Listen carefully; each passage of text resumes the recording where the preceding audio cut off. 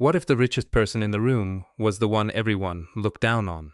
Helena was 28, running a $1 billion tech company, but she still took the bus, wore simple clothes, and lived in a modest apartment. To her status-obsessed family, that made her a failure. At every family dinner, her cousins showed off cars, designer clothes, and luxury watches while mocking her quiet lifestyle. But one night, a single old watch on Helena's wrist changed everything.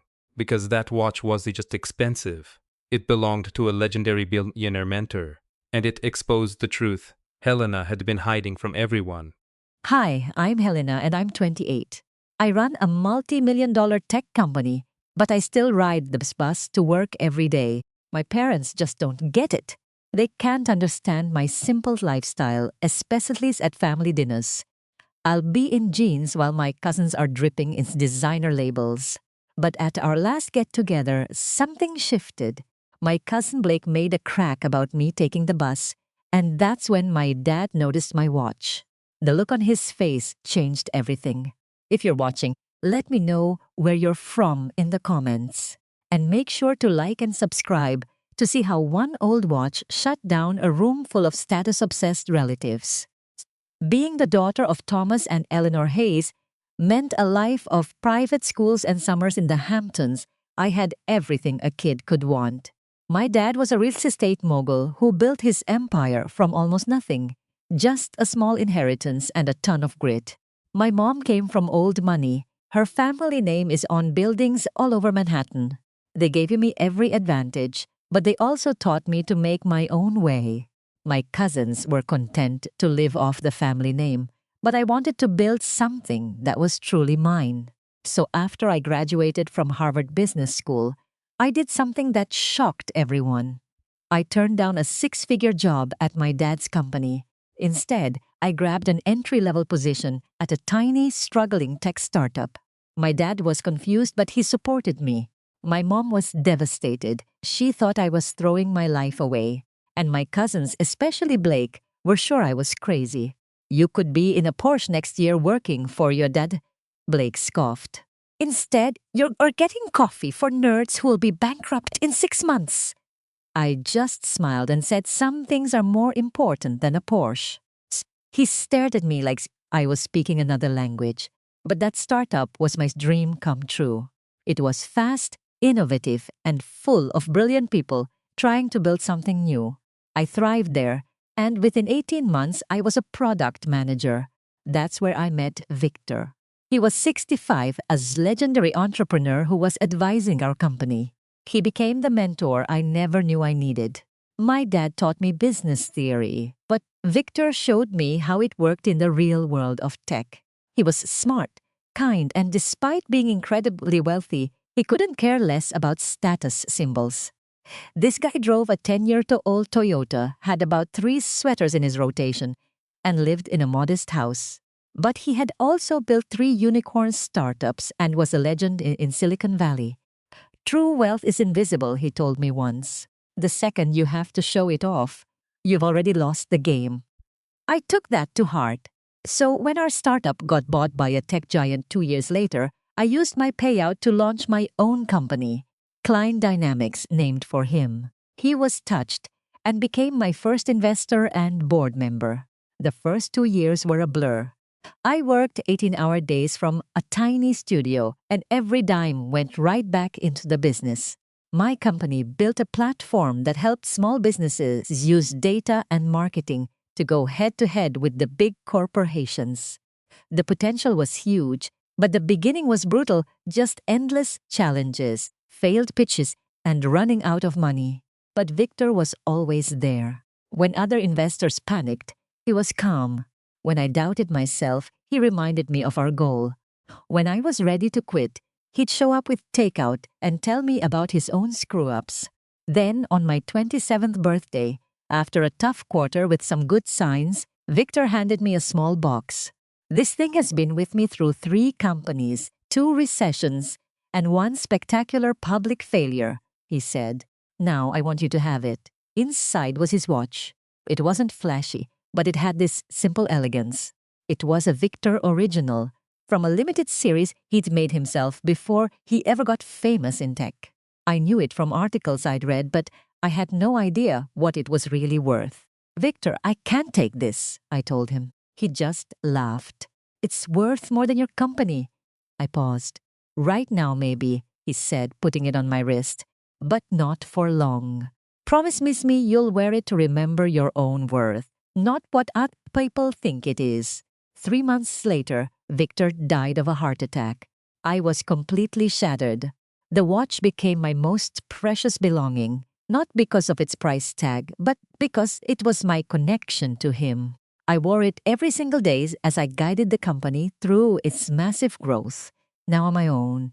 In the years after he died, client dynamics exploded. We signed huge clients, opened 3 offices overseas, and got covered in every major tech journal. I made the Forbes 30 under 30 list, and buyout offers started pouring in. But through it all, I stuck to Victor's code. I still lived in a simple apartment, though I did upgrade to a 1-bedroom. I kept taking the bus and stayed out of the spotlight as much as possible. My extended family had no clue how well I was doing. They knew I had a company, but I never brought up its success. I'd just sit at family dinners and listen to my cousins brag about their new cars and watches.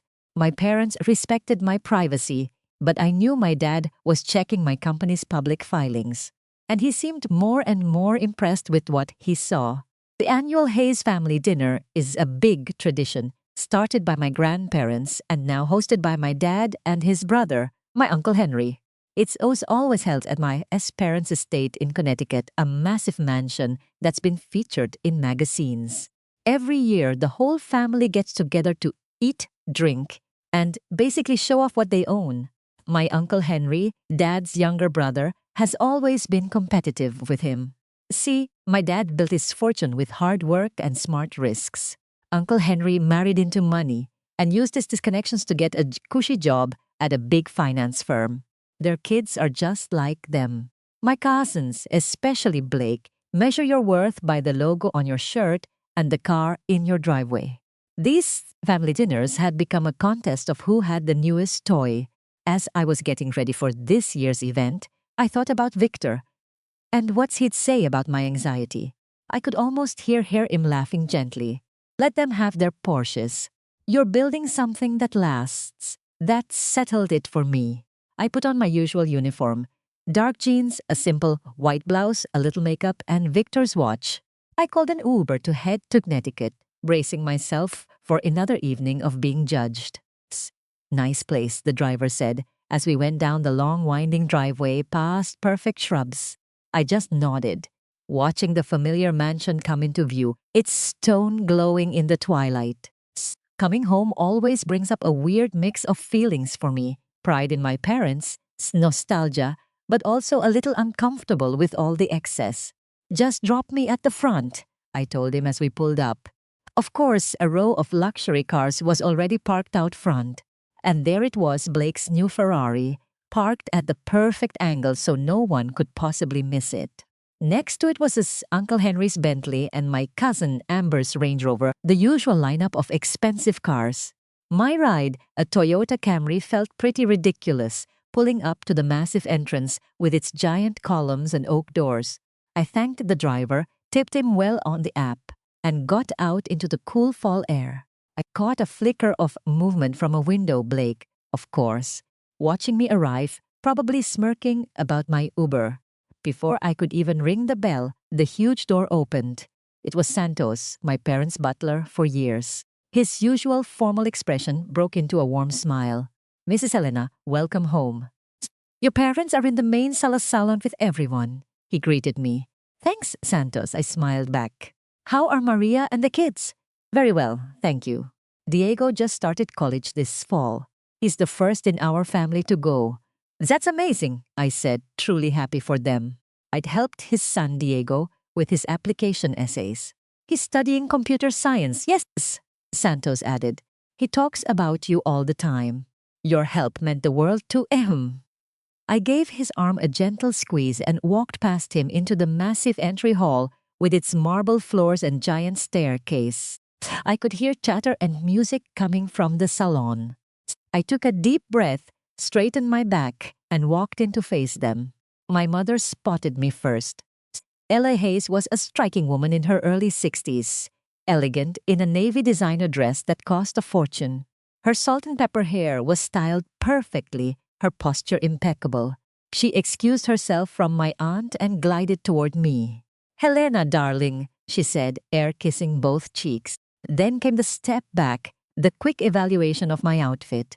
"You could have chosen the Chanel dress I bought you. It would have been perfect for tonight." "This is more comfortable, Mom," I replied, giving her a real hug. She returned it, but she was just a little stiff. "You look beautiful as always," she said with a sigh, followed by a smile. "At least that blouse is silk. Come and say hello to everyone. Your cousin Blake just landed a massive account at the firm." Of course he did. Blake's successes were always headline news, while mine were basically ignored. I followed my mother into the salon, a grand room with high ceilings, antiques, and walls covered with priceless art. Around 20 family members were already there, gathered in clusters, champagne flutes in hand. My father was talking with Uncle Henry by the fireplace, but he looked up as I came in. Thomas Hayes was tall and distinguished, his once dark hair now mostly gray. Unlike my mother, who adored the luxuries of wealth, my father had a certain restraint. He drove luxury cars and owned several homes, but he always seemed a bit uncomfortable at these formal events, as if he never quite left his middle-class roots behind. "There's my girl," he said, breaking away from his brother to give me a proper hug. His embrace was warm and sincere, with the familiar scent of the cologne he always wore. "How was the drive up?" "Fine, Dad." "No traffic," I replied. He nodded, studying my face closely. "You look tired working too hard." "Probably," I admitted, "but things are going well." "Glad to hear it," he said, lowering his voice. "Your last quarterly filing was impressive. That contract with Johnson & Williams was a huge win." I blinked, surprised. "You noticed that?" He gave a small smile. "I keep an eye on you, even if you don't think I do." He squeezed my shoulder. "I'm proud of you, Helena. You're building something your own way." Before I could reply, Uncle Henry appeared with a cocktail. "Helena, there you are. We thought you'd forgotten about the successful people." His laugh was a little too loud, his smile completely fake. "Hello, Uncle Henry," I replied, accepting his brief hug. "How are things at Westfield Financial?" "Booming. Absolutely booming. We just acquired a boutique firm in Boston, adding $2 billion to our portfolio." He took a large sip of his drink. "But enough about me. How's your little startup doing? Still afloat?" My father frowned at his brother's condescending tone, but I just smiled. "We're managing. Thanks for asking." "Good." "Persistence is key," he said, patting my arm in a patronizing way. "Blake is here somewhere. He was made junior partner last month, the youngest in the firm's history." "That's wonderful," I said with all the enthusiasms I could fake. "I'll be sure to congratulate him." As if on cue, Blake appeared at his father's side. My cousin was 32, handsome in the way men are when they spend too much time at exclusive gyms and barbers. His suit was clearly custom-made, and his watch was loaded with diamonds. "Cousin Helena," he said, kissing the air by my cheek. "Love the simple look. Very authentic." "Blake," I responded with a nod. "Congratulations on making junior partner." He adjusted his tie. "Thanks. The Ferrari outside is my celebration gift to myself. 0 to 60 in under 3 seconds. "Impressive," I said, though I honestly couldn't care less. Victor's watch suddenly felt heavy on my wrist, a reminder of what was really important. My cousin Amber came over next, her heels clicking on the marble floor. "Helena, oh my God, it's been ages!" She hugged me with the over-the-top energy of someone who'd had several glasses of champagne. "I love what you've done with your hair. So natural." Amber was Blake's youngest sister, 26, and already on her second husband. Her job in public relations seemed to most involve attending charity galas and posting about them online. "Thanks, Amber. You look great." "Just got back from Capri. she said, flipping her highlighted hair. Alejandro has a villa there. You should see it.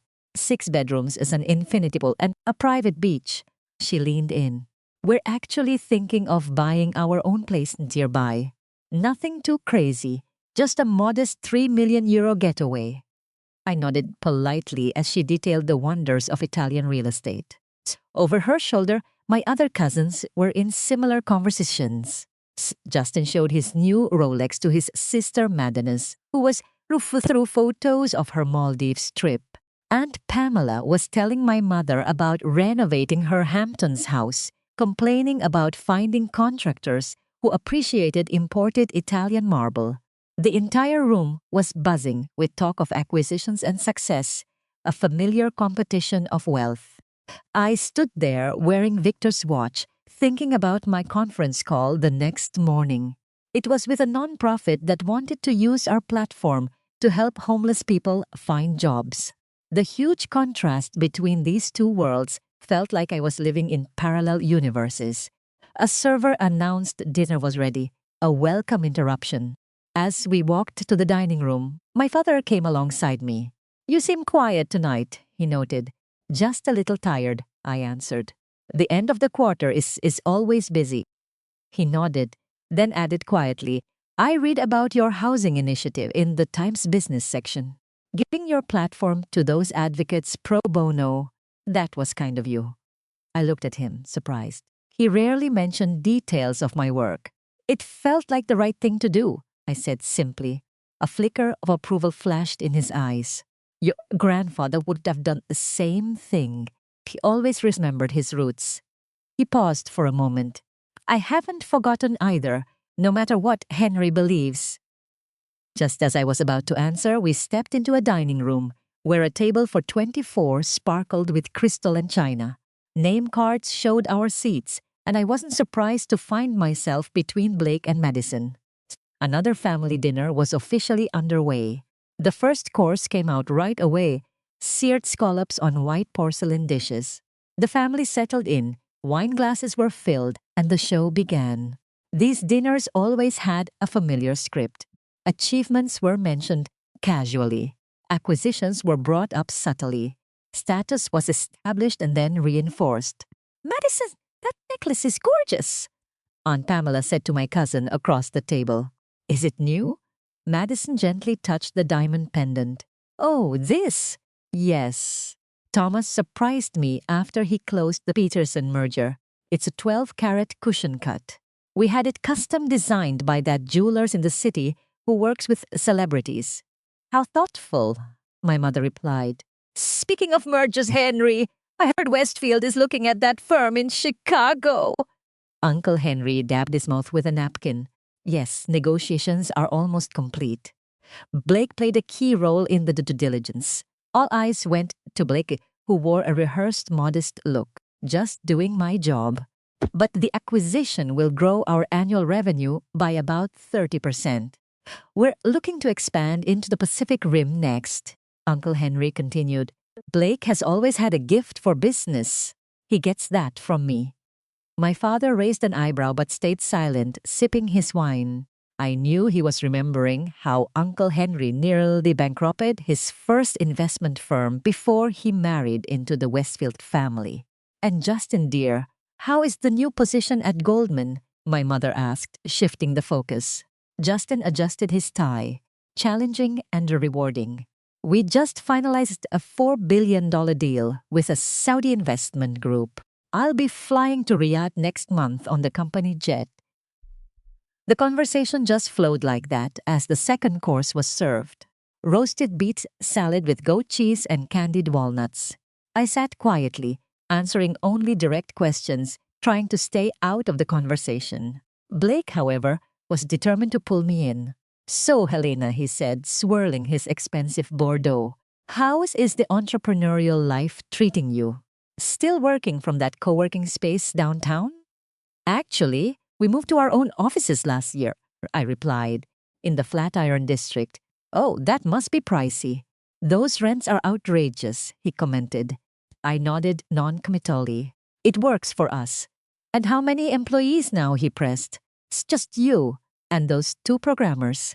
We've been scaling up a bit. Leo shot his father a knowing look. Look, startups are a gamble. 90% go under in the first year. The fact you're still afloat is pretty good. Thanks for the glowing endorsement, I said flatly. Aunt Caroline leaned forward, her face a mask of fake sympathy. Sweetheart, if you ever need a hand, the family's here. There's no shame in knowing when to pack it in. I'm sure your father could find a place for you at Sterling Properties.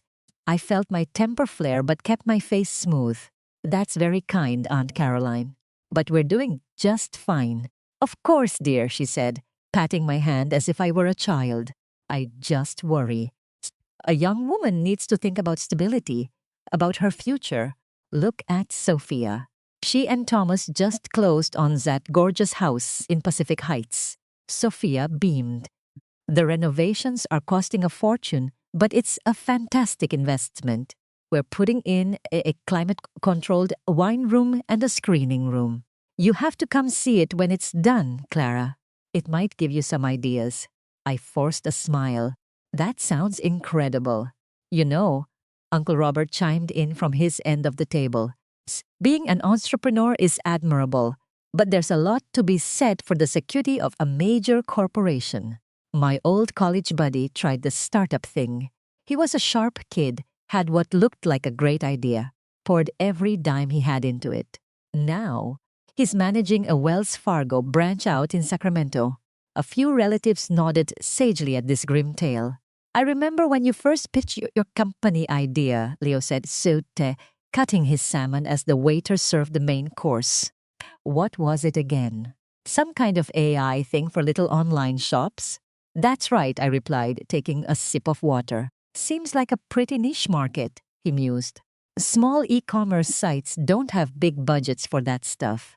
Now, if you were targeting enterprise clients, he trailed off, shaking his head. We serve a wide range of clients, I said simply. Leo wasn't deterred. I'm just concerned about long-term viability, especially now. Venture funding has totally dried up since the rates went up. I thought about the $30 million Series B we'd closed last quarter, and the term sheets from 3 top-tier VCs I was weighing. We're managing. My father cleared his throat. Clara's company is actually doing remarkably well. Their growth has been very impressive. Leo looked surprised for a second before recovering. Well, good for her. It's important to follow your passion, even if it means making a few lifestyle sacrifices. Sophia immediately latched onto his condescending tone. Exactly, Clara. I really admire how you're embracing a simpler life. It must be so grounding, living like a normal person. I saw my father watching me, his face impossible to read. My mother looked anxious, torn between defending me and keeping the peace at her perfect dinner party. I replied coolly that there was dignity in living within your means. It was something Julian always said. Julian? Uncle Robert asked. Julian Klein, I clarified. My mentor. He passed away last year. Oh, the tech weirdo, Leo scoffed. So I read about him.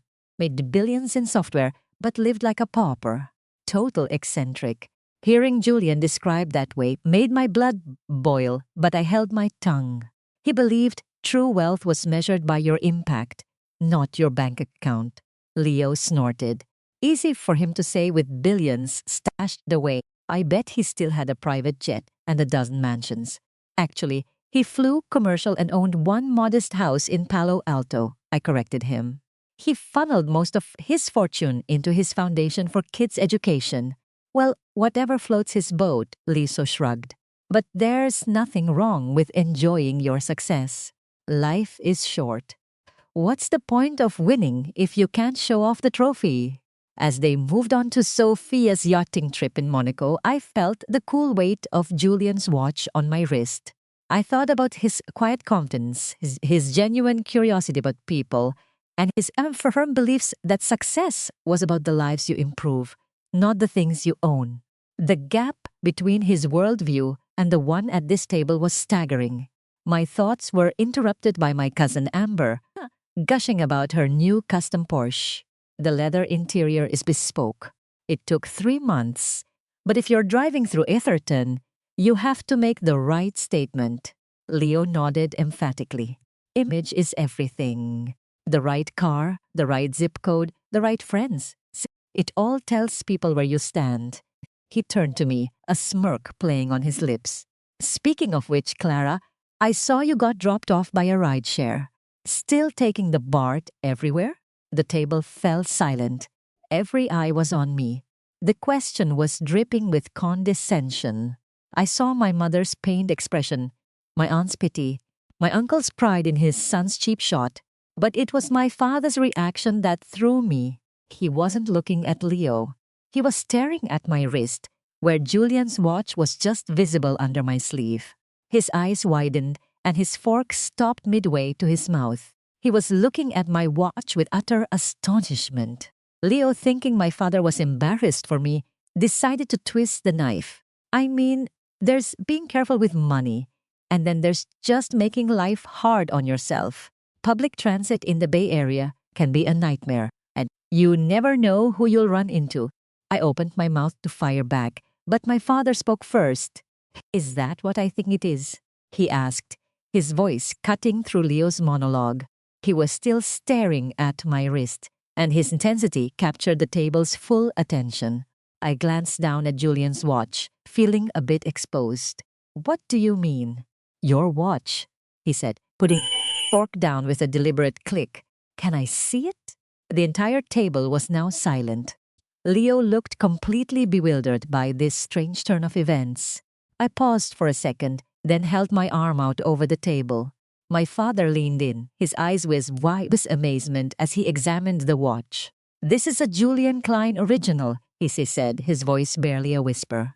From his very first Genesis collection. Uncle Robert looked confused. The software billionaire who died. He made watches? Before he ever got into tech, my father explained, still studying the piece. He started as a master designer, crafting a handful of bespoke timepieces before his first company took off. Only 20 of these were ever made. He looked up at me, his expression a mix of shock and a dawning respect. How in the world did you get this? Blake's teasing now hung in the air like a bad smell. Julian gave it to me, I said plainly. He was my mentor and an early investor in my company. My father leaned back, looking stunned. Do you have any idea what this is worth? I nodded. I know it's valuable, but that's not why I wear it. That, my father announced to the whole table, is a $5 million watch. Maybe more, given its history, especially now that Julian's gone. A collective gasp went around the room. Leo's jaw actually dropped. Sophia's fork clattered onto her plate. Auntie Caroline started choking on her wine. Oh, this old thing? I said with a casual shrug, pulling my sleeve back a little. I wear it all the time. Julian believed beautiful things were meant to be used, not locked in a vault. My father just shook his head, mesmerized. The craftsmanship is unbelievable. Julian made every single one by hand. The movement is based on a revolutionary design he patented himself. Collectors have been trying to find these for decades. Most are in museums or private vaults. Uncle Robert was now staring at the watch, his eyes wide. $5 million on your wrist. You'd better have that insured, Clara. It is, I told him. Julian took care of the policy when he gave it to me. He said it was the first thing he ever made that felt truly perfect. Leo had finally found his voice again, though his tone had done a complete 180. I had no idea you knew Julian Klein personally. The man was a legend. He was more than that, I said quietly. He was a friend. He believed in my idea when almost nobody else did. What exactly is your company? Uncle Robert asked. His earlier doubt was gone, replaced by real curiosity. You've always been so private about it. I took a sip of water, deciding it was finally time. Julian always said timing was everything. We built an AI platform that uses predictive analytics to optimize e-commerce logistics, Ice explained. We start with smaller online businesses because they were an overlooked market, but we've scaled up quite a bit since then. We work with several Fortune 500 companies. 3 big healthcare systems, and the federal government. My mother just stared. The federal government? You never said anything about that. The contract was signed last month, I replied. We're rolling out our platform across multiple agencies this year. It's the biggest deal we've ever made. How big? Blake asked, his curiosity getting the better of him. I met his gaze. $900 million over 5 years. Another shocked silence fell over the dinner table. My father beamed with pride. Now my mother just looked confused. But you're still in that tiny apartment in the city? She said, her voice filled with disbelief. And you take the bus? I just smiled. I like my apartment. It's near the office, and I can walk to my favorite coffee spot. And the bus? It's efficient and a lot better for the environment. Victor rode the bus every day, even after he became a billionaire. A true Klein disciple, my father muttered, looking at me with a new kind of understanding. Blake was trying to process this to make it fit with how he saw me. So your company is actually successful? I nodded. Very. We're currently valued at $1.88 billion after our last funding round, and I still own the majority. Uncle Henry choked on his wine, and Aunt Pamela's eyes went wide, almost like a cartoon. Madison was typing like crazy on her phone, probably searching for my company online. You're a billionaire? Blake asked, stunned. On paper, I guess, I explained. Most of my net worth is tied to the company's valuation. I pay myself a normal salary and live a pretty simple life. But why would you keep that a secret? Amber asked, genuinely puzzled. If I were that successful, I'd make sure everyone knew it. I thought of Victor, his quiet confidence, how he never cared about impressing people. Real success isn't about what others think of you. It's about the impact you have and the problems you solve. Our platform has helped thousands of small businesses stay afloat. It's improved healthcare access in communities that had none. That's more important than some number on a page. My father nodded slowly. Klein's whole philosophy. Focus on the work, not the reward.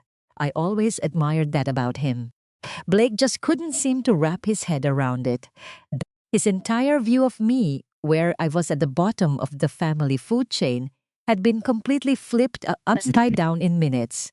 But the clothes you wear, the way you live, those are choices. I finished his sentence. Just like your choices reflect what you value. Victor taught me that you'd show your true self through your priorities, not through your words. The dinner continued, but the whole vibe had completely changed. Relatives who barely said hello before were now finding excuses to talk to me. Questions about my company, my mentor Victor, and my future plans came from every direction. I stayed calm through it all, not bragging about my success or feeding into their sudden interest. As they served dessert, Blake leaned in, his voice low enough that only I could hear him. Helena, I need to apologize. I've been arrogant and rude to you. I just assumed that because you didn't show off your success, you didn't have any. I watched him for a second, looking past the expensive suit and the bravado to the insecurity underneath. Success means different things to different people, Blake. I don't judge you for your choices. I just appreciate the same respect from you. He nodded, looking a little humbled. That watch really is incredible. Klein must have thought very highly of you. I touched the watch on my wrist. It's a daily reminder of what actually matters. Not what it's worth, but what it represents. Craftsmanship, integrity, and building something real that lasts. As I said it, I saw my father watching me from across the table with a thoughtful expression. For the first time, maybe ever, he was seeing me not as his little girl who needed his guidance, but as a woman who had built her own life and succeeded on her own terms. In that one look, I felt something shift between us. A new kind of respect was starting to form. The watch that was once Victor's quiet statement was now telling my story, revealing truths I'd kept hidden, not from shame, but because I wanted to be valued for who I am, not for what I have. As the evening wound down, I was grateful for its quiet weight on my wrist, a physical link to the mentor who shaped not just my business philosophy, but my whole life. As the dinner plates were taken away and coffee was poured, the conversation came back to my watch and its famous owner. Uncle Henry, who had been quiet for a while, finally said what everyone was thinking. I still can't believe Victor's was your mentor, he said, stirring his coffee. He was famously selective with his time and his money. How did you two even meet? Every eye at the table turned back to me. Even the waiters seemed to pause, sensing a story was about to be told. My father leaned forward, anxious to hear the details himself. I met Victor at a startup called Innovate Tech, where I worked right after college. He was brought in as a special advisor during a really bad quarter. The company was running out of money fast, and our main product was completely stalled. I remember that place Blake cut in. Didn't Google buy them out in the end? I nodded. For $300 million. But at that time, we were about to go under. Victor came in and just turned our entire strategy around. He had this amazing ability to cut through all the nonsense and find the one thing that truly mattered. That was his genius, my father agreed. I saw him speak at a conference once. The man's clarity was unbelievable. He noticed I was asking different questions than the other engineers. I continued. After one really intense meeting, he asked me to get a coffee. We ended up talking for 3 hours straight. By the end of it, he'd offered to be my mentor. Just like that, Uncle Henry asked, his voice full of doubt. Victor made decisions quickly when he saw potential, I explained. He told me later he saw something of his younger self in me, a different way of looking at problems. My mother, who had been quiet this whole time, finally spoke up. And he invested in your company when you started it, didn't he? He was my very first investor, I confirmed. $500,000 on a handshake. No pitch deck, no complicated business plan. He said he was investing in me, not just the idea. That's not really how business done, Uncle Henry muttered, clearly disapproving of such a casual approach. I smiled. Victor was never typical. He believed the biggest breakthroughs come from trust and freedom, not from rigid rules and mountains of paperwork. He gave me that first check and told me to go build something that mattered. His only conditions were that I always keep control of my company and that I'd use some of the profits to help others. The foundation you started last year, my father said, nodding like he understood. The one for tech education in poor communities. That was part of your deal with Klein. Yes, I said, surprised he knew about it, though I would have done it anyway. Victor believed success comes with responsibility. Madison, who'd been staring at her phone, looked up with wide eyes. Forbes says Klein Dynamics is projected to be worth $3 billion by next quarter. There are even rumors of an IPO. She stared at me. You named the company after him. It felt right, I said simply. His philosophy is the foundation of everything we do. But why keep all this so private? Aunt Pamela asked, gesturing vaguely at my simple dress. You could be living in a penthouse, driving sports, enjoying all the best things. I tried to think of how to explain a mindset so totally alien to this table. When Victor gave me this watch, he told me something I'll never forget. He said, the moment you need to prove your worth to other people is the moment you've forgotten your own. I don't need to show off my success to know that it's real. My father nodded slowly, a new admiration in his eyes. Klein always knew that real power is knowing your own value without needing anyone else to approve it. That's why even his biggest rivals respected him. Exactly, I agreed. And he lived that idea every single day. The most important lessons he ever taught me weren't about business strategy or technology. They were about integrity, having a purpose, and the responsibility that comes with being successful. Blake, who'd been sitting there quietly, finally spoke up. So the watch. It must be worth more to you than just the money. It's priceless to me, I confirmed. Victor wore this while he built $3 billion companies. Model. He says it grounds him, a reminder of the craft and patience it takes to build something that lasts. My father smirked. And now you wear it while you're building your own empire. I just shook my head. It's not an empire, it's a solution. Our software helps businesses be more efficient, which saves jobs, cuts waste, and improves workplaces. The valuation is just a side effect, not the goal. Uncle Henry looked unconvinced, but my father was nodding, really getting it. I felt the way he looked at me shift. There was a new respect, maybe mixed with some regret for not seeing this in me sooner. That federal contract, he said, was that the one from last month? Modernizing government agencies, cutting waste? Yes, I confirmed. We beat out some of the biggest tech firms for that contract. Our system is to save taxpayers about $12 billion over 10 years and improve services. That was your company? Uncle Henry blurted out. It was all over the business news. They never said your name. I like to keep a low profile, I explained. The work should speak for itself. But now surely, Aunt Pamela insisted. Like she couldn't process my choices. With this much success, you'll upgrade your life. A nicer apartment at least. I gave a polite smile. I like where I live. It's practical and has everything I need. Victor lived in the same simple house for 30 years, even after his net worth hit the billions. He taught me that buying more stuff doesn't usually make you any happier. So you just work all the time? Madison asked, her tone suggesting she thought that was a pretty sad life. I work on projects that matter to me, I corrected her. But I also travel a lot, I volunteer, and I spend time with friends who like me for me, not for my bank account. My life is very full. And the foundation? My father asked. Tell us about that. A real smile finally broke across my face. This was the thing I was most proud of. The Klein Foundation for Technological Equity. We give tech education and mentorship to kids from disadvantaged areas. That includes full scholarships, all the gear they need, internships, and ongoing support. Our first group of 50 students is about halfway through the program now. They're incredible. 50 students, Uncle Henry said. That sounds a little small for someone with your resources. We're just getting started, I replied.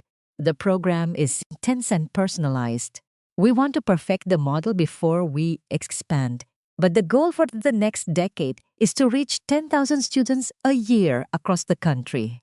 10,000 lives changed, my father mused. That's a real legacy worth more than any possession. I agreed. Victor always said his real pride wasn't in the companies he built, but in the people he mentored and the doors he opened. As we finished our coffee and the family started moving me to the library for drinks, I felt a definite change in how they treated me. There was a new quality to their attention, a total recalculation of my place in the family. It was exactly what I'd always tried to avoid, being valued for my wealth instead of my character. Blake caught up to me as we walked down a hall, lined with old family portraits. I feel like I have to completely reevaluate everything I thought about you, he admitted. All this time, I've been feeling sorry for you, thinking you couldn't afford the kind of life we have. Turns out you could buy and sell most of us 10 times over. I stopped and faced him directly. That's precisely why I don't talk about my company's value or my finances, Blake. I don't want to be treated differently because of money. It's the most boring thing about me. He looked genuinely baffled. But isn't that what everyone wants? To be recognized for their success? I get all the recognition I need seeing our platform make a real difference for the businesses that use it, I answered. Watching our foundation students succeed and knowing Victor would be proud of what I'm building. Blake glanced at my watch, then back at my face. I think I have a lot to learn from you, Helena. For the first time all night, his words sounded completely sincere. The family was in the library now, a room with wood-paneled walls, huge bookshelves, leather chairs, and a bar. Conversations had split into little groups, and I noticed I was being pulled into chats I would have been excluded from before. Suddenly, Uncle Henry wanted my opinion on market trends. Aunt Pamela was desperate to introduce me to her friend who runs a charity. Even Justin, who barely ever said hello to me at family events, was this asking about investment opportunities. I got a whiskey from the bar and found a quiet corner, needing a second to process the evening.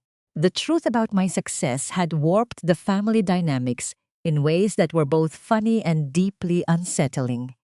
I was the same person who'd shown up in an Uber a few hours ago, but now they were treating me like someone else entirely.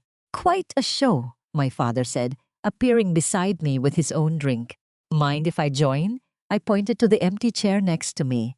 Of course, he sat taking a slow sip of his scotch. You know, I always admired your privacy, your independence, but I had no idea you were hiding all this. Would it have made a difference if you'd known? I asked. He thought about it for a second. I've always been proud of you, Helena, but I might have done a better job of shielding you from some of the family's condescending remarks. I can handle condescension, I told him. It's this sudden flip. Now that they know the company's valuation, that bothers me more. My father nodded, understanding the weight of money immediately. People see the dollars instead of the person. It's why I'm always suspicious of new friends who appear right after a big deal goes public. Victor had the same problem. I once told him about it, and he said he could count the people who really knew him, not just his bank account, on one hand. He sounds like he was an amazing mentor. My father swirled his drink. I regret not getting to know him better. We'd see each other at conferences, but never really talked. You would have liked him, I said. He was brilliant but humble. The real deal. Just like his protégé, my father added with a small smile. You know, watching you tonight, I saw a lot of my younger self. That same drive to build something that matters, to be judged on merit, not your last name. That surprised me. My father always seemed so comfortable with his wealth and all the perks that came with it. Really? But you seem to love all of this. I gestured at the opulent room. He laughed. Your mother loves it. I put up with it because it makes us happy. But just between us, I'd be perfectly fine in a place a quarter this size. He leaned in. Why do you think I spend so much time at the office? Or at that fishing cabin in Vermont? All this, he waved his hand around. It was never what drove me. I had no idea, I admitted. It seems we're both good at keeping our real selves a little hidden. He took another drink. Maybe too good, both of us.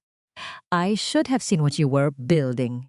I should have said something about your success sooner.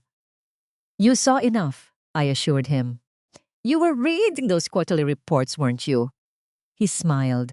Professional curiosity at first. Then it turned into genuine admiration for what you were pulling off. But I respected your privacy, your need to do it on your own. I didn't want to interfere, and I really appreciate that, I said, and I meant it. It meant the world to me to build this my own way. My father's expression grew serious. The watch. It really was Klein's. I nodded, holding out my wrist so he could see it again in the warm library light. He gave it to me for my 17th birthday. He said it had been with him through everything, and now it should be with me. My father studied it with his expert's eye, admiring the incredible workmanship. I'd heard rumors about his collection, but you almost never see pictures. Most pieces went to friends or family, never to auction. I told him Victor had made this one himself, from scratch, taking 2 years to perfect the mechanism while launching his first tech startup. He said it taught him patience and precision, lessons that served him his whole life. Clearly, my father said, looking from the watch to me, and then now they serve you. Our moment was broken when Blake walked over, looking much more humble than he had earlier. Excuse me, Uncle Thomas. Can I borrow Helena for a minute? My father glanced at me. I nodded, so he stood up. Of course.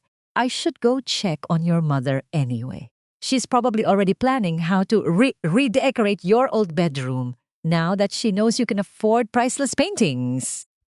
He winked at me and walked off. Blake took the empty chair, his usual swagger gone. I wanted to properly apologize, Helena. My behavior tonight, and honestly at every family event for years, has been inexcusable. I watched him, trying to see if he was sincere. Apology accepted. But I'm curious, what exactly are you sorry for? He looked surprised. For treating you like you were less successful, less accomplished than me. For the comments about the bus, your choices, all of it. And if my company was worth $10,000 instead of nearly $2 billion, would you still be apologizing? I asked quietly. Blake actually had the decency to look embarrassed. That's a fair question. It's the only question that matters, I told him.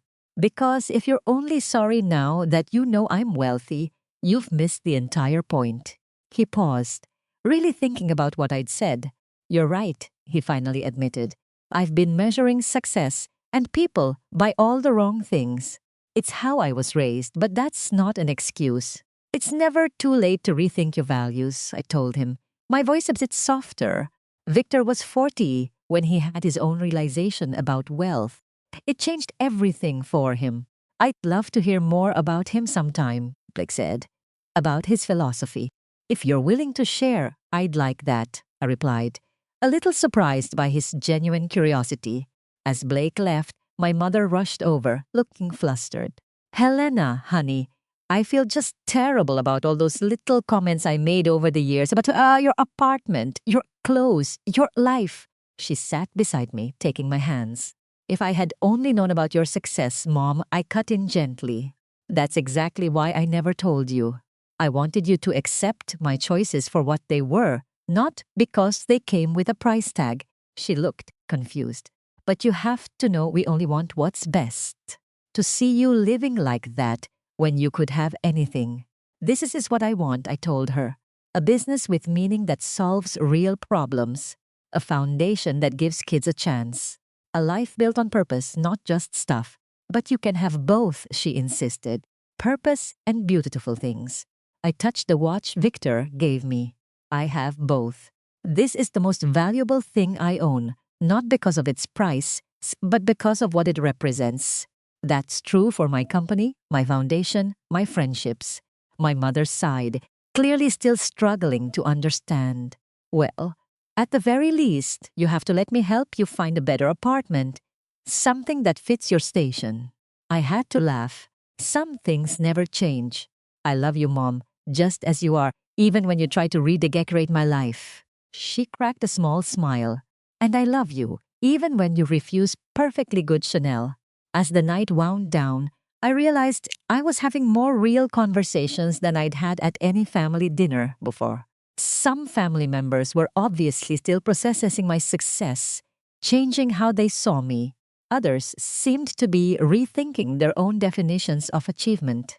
And a few, like my dad, were connecting with me on a new level, seeing past my quiet life and the company's value to the person I'd become. When it was time to go, I called an Uber, turning down several offers for a ride back to the city. My father walked me to the door while I waited. You've given everyone a lot to think about tonight, he said, myself included. That was never my intention, I told him. I just wanted to be seen as a person, not a balance sheet, good or bad. He nodded, thinking. Victor Klein's real legacy might not be his companies or his watches, but the lessons he taught about what success really is. He put a hand on my shoulder. I'd love to see your office, meet your team, and understand more about what you're building. I would like that, I said, truly happy about the offer. How about next week? I can give you the full tour and introduce you to the team. It's a date, he said as my car pulled up. And Helena, keep that watch on. It's right where it belongs. As I got into the car, I glanced down at Victor's watch, thinking about how things, like people, have hidden depths. For most of my family, that watch instantly turned me from a struggling founder into a major player. But for me, it was always a connection to a mentor who taught me success isn't what you collect, but what you contribute. 3 weeks after that eye-opening dinner, I was in my office overlooking Madison Avenue. The space was modern but simple glass walls, clean lines, functional furniture. No expensive art, just big photos of our team working with clients, reminders of the real people our work impacts. My father's visit had gone better than I ever could have hoped. He showed up early, got the full tour, met my senior team, and asked sharp questions about our tech and our business plan. I felt a surge of pride watching him talk with our engineers, truly curious about their work. By his end, he was exchanging numbers with my chief technology officer, already planning introductions to potential partners. "You've something incredible here," he told me, as we looked out over the city from the roof. "Not just the tech or the company, but the culture. This is people love what they do." I told him that was always the goal, to build something that mattered. Now, looking over the final plans for our foundation's new building, I thought about how much had changed since that dinner. My day-to-day life was pretty much the same, but my family relationships were different. My father and I talked a few times a week now about business strategy, the foundation, and sometimes the finer point as of watch collecting a new shared hobby. My mother had finally accepted I wasn't moving into a penthouse, though she still managed to slip a few designer pieces into my closet. The biggest surprise was Blake. He kept his word and called to learn more about Victor's philosophy. We met for coffee a few times, and I was really impressed by his desire to change his mindset. He even started volunteering at a local coding camp for kids, discovering a talent for teaching, the teaching that shocked us both. The whole family vibe had shifted, too. At a cousin's birthday last weekend, I noticed people were talking about more important things than just stuff. I wasn't sure if it would last, but it was a start. A soft knock on my door pulled me from my thoughts. "Your 2 o'clock is here. The student you were expecting." "Send her in," I said, getting up to greet her. Zoe walked in, a little nervous, a 16-year-old with bright, determined eyes. She'd applied for our foundation's mentorship program with an amazing proposal for using data to fight hunger in cities. "Miss Hayes," she began, formally offering her hand. "Thanks for seeing me. Please, call me Helena," I said, gesturing for her to take a seat. "I was so impressed with your application, Zoe. Your idea for mapping food deserts with different data sources was brilliant." She lit up at the praise. "My own family uses food assistance, so I know how hard it is to get access. I want to build solutions, not just point out problems." As she explained her ideas, her passion and clear sense of purpose moved me. She reminded me of myself at that age, but she was facing struggles I never had to. Was exactly the kind of student Victor wanted to help someone with the drive to make a real difference. "How would you like to be the first student in our new direct mentorship program?" I asked when she finished. "You'd work with our data science team one afternoon a week on your project with their full support. And there's a stipend, of course." Her eyes went wide. "Are you serious?" "That would change everything." "Completely serious," I said. "Your idea has real potential. With greater resources, it could help thousands of families." As we worked out the details, I felt the weight of Victor's watch on my wrist, a constant reminder of the responsibility that comes with success. Helping Zozie was the best way to honor his legacy by investing in the next generation. After Zoe left, basically walking on air, I called my father to tell him about the new mentorships program. He listened carefully, and then he surprised me. "I want to contribute to the foundation," he said. "Not just with money, though I can do that too, but with my time. I have some experience that could be useful to those kids," he said. "Arthur, that's incredible," I told him, genuinely touched. "The students would learn so much from your business's savvy. And I think I could learn from their passion," he replied.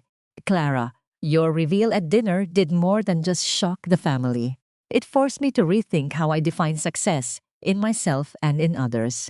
I want to build something that lasts longer than property deeds and stock portfolios." As we finalized his plans to get involved, I reflected on how one dinner, one moment of truth, was already creating such positive ripples. My decision to live by my grandfather's philosophy wasn't just affecting me, it was starting to affect everyone around me. Later that night, riding the train home, I looked at the diverse faces of the other passengers. A construction worker in his dusty boots, a nurse in scrubs, students with backpacks, and a lawyer in a suit just like mine. Each person has their own story, their own measure of what's truly important. My grandfather moved through the world like that, seeing people instead of positions, valuing integrity over inventory. That night in my apartment, I held the watch in my hand, feeling its familiar weight. It had become something so much more than a simple timepiece to me. It was a compass for my decisions and priorities, reminding me that true wealth is not what you own, but what you contribute. It's not how others see you, but how you see yourself in the mirror. This watch would never be displayed in a museum or locked away in some vault. It would stay on my wrist through tense negotiations and charity galas, through family dinners and quiet evenings. It would mark the hours of my life just as it had marked my grandfather witnessing the slow creation of something meaningful. As I got ready for bed, my phone buzzed. A message from Arthur. He just finished his first mentorship session at the business incubator and was absolutely thrilled. I think I finally get what your grandfather meant about impact over image, he wrote. Thanks for showing me a different definition of being rich. I smiled as I texted him back, thinking that authentic connections and a real purpose are the true metrics of a life well lived. The watch might have caught my father-in-law's attention at dinner, but what truly mattered was the philosophy it stood for. The idea that our value isn't defined by our net worth, but by our actions and how they affect others. Have you ever had a moment when an object you owned revealed something deeper about you? Or a time when someone's opinion of you changed completely after they understood your values? I would love to hear your stories down in the comments. If this journey to find genuine success connected with you, I would really appreciate it if you could like this video and subscribe for more stories about finding real value in a world that is obsessed with appearances. Always remember that the most valuable things we have are not measured by their price, but by the meaning they hold in our own lives. Thank you for watching, and until we meet again, may you always recognize your true worth, which is far beyond any dollar amount.